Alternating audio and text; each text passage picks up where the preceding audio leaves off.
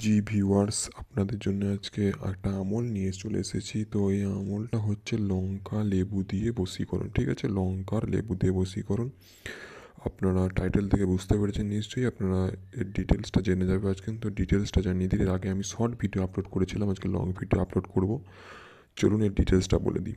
যে কোনো দিন যে কোনো সময় আপনারা 6টা লঙ্কা, ঠিক আছে, 6টা লঙ্কা বা 8টা লঙ্কা, 8টা লঙ্কা আপনারা স্ক্রিনে দেখতে পাচ্ছেন, লঙ্কা লেবু আর লেবু, একটা লেবু নিয়ে বসে যান। ঠিক আছে, যে কোনো দিন মুখ যেদিকে খুশি মুখ করে আপনারা বসে যান।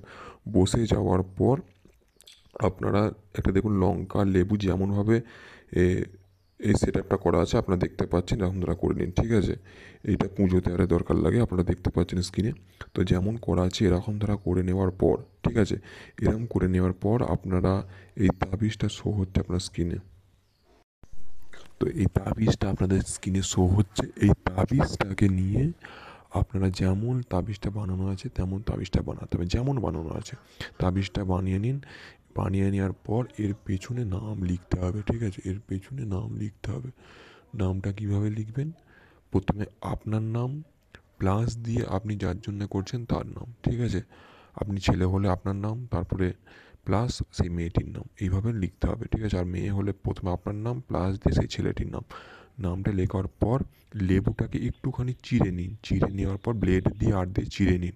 চিড়ে নেওয়ার পর এই লেবুটার ভেতরে এই তাবিজটাকে ভরে দিন। লেবুটার ভেতরে এই তাবিজটাকে ভরে দিন, আপনার কাজ হয়ে গেছে। ঠিক আছে, এরকম করে নিয়ে যে আপনি যা চাইছেন যে আপনাকে ভালোবাসুন বা আপনার প্রেমে সাড়া দিক, তার বাড়ির সামনে কোনো একটা গাছে এটাকে টাঙিয়ে দিন। ঠিক আছে, তার বাড়ির সামনে যদি টাঙাতে না পারেন, আপনার নিজের বাড়ির সামনে সামনে বা আশেপাশে কোনো গাছে, মিষ্টি ফল জাতীয় গাছে, পেয়ারা হোক আপেল হোক, যে কোনো গাছে আপনারা টাঙিয়ে দিন। ব্যাস, আপনাদের কাজ হয়ে যাবে। খুব শিগগিরই সে আপনার প্রেমে সাড়া দেবে। আপনার কন্ট্যাক্ট নাম্বার তার কাছে থাকলে সে নিশ্চয়ই আপনাকে কল করে আপনার সাথে কথা বলার চেষ্টা করবে।